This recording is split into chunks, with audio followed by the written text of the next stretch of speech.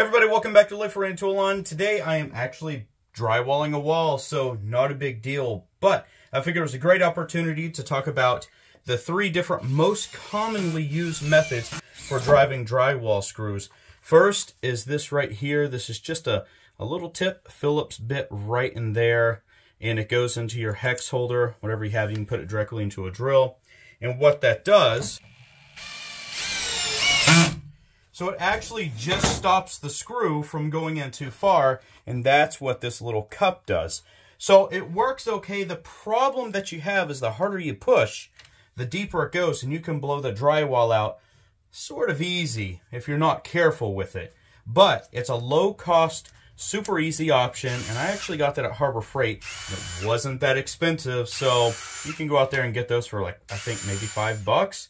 So if you don't do this often at all, you don't want to be bothered, you can pick that up pretty quick. The next option is using a chucked with a clutch regular drill driver, and you set the actual power to it. Now that can take a minute in order to set that, but it's a pretty good no-cost option if you already have a drill driver that has clutches built into it.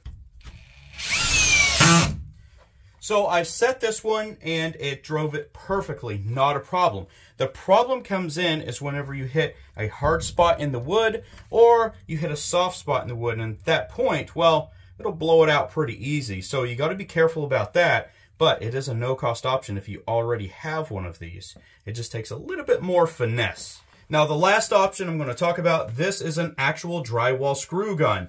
This is awesome. You have many different options, but as you can see, I'm pressing the trigger and nothing's happening because this actually has a chuck built in, or a clutch built into it, and it has a cone here. Now, whenever you press on the cone itself, and that engages the clutch, that allows you to drive this in there. It's super fast, and it works off of the depth as well in this cone, and it's kind of hard to see, but you can see the depth of the screw. So you can adjust that depending on the material you are actually in.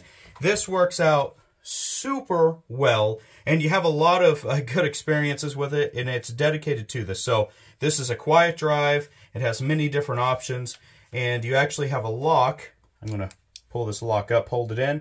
So I actually don't have to pull the trigger anymore. All I need to do is just hold it right here, just like this.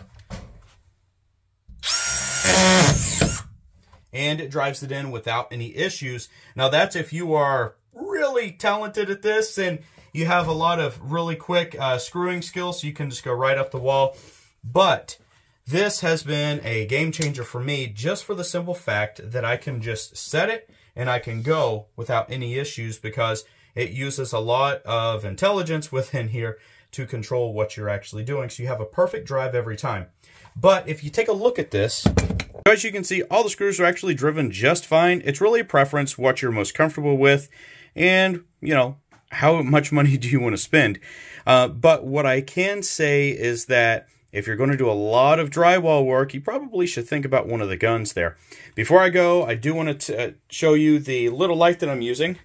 This little light right here is the new Ryobi compact 4-volt light. This is on the USB line, and I have it. It has a magnetic base, and this is on the attic stairs that we're building too.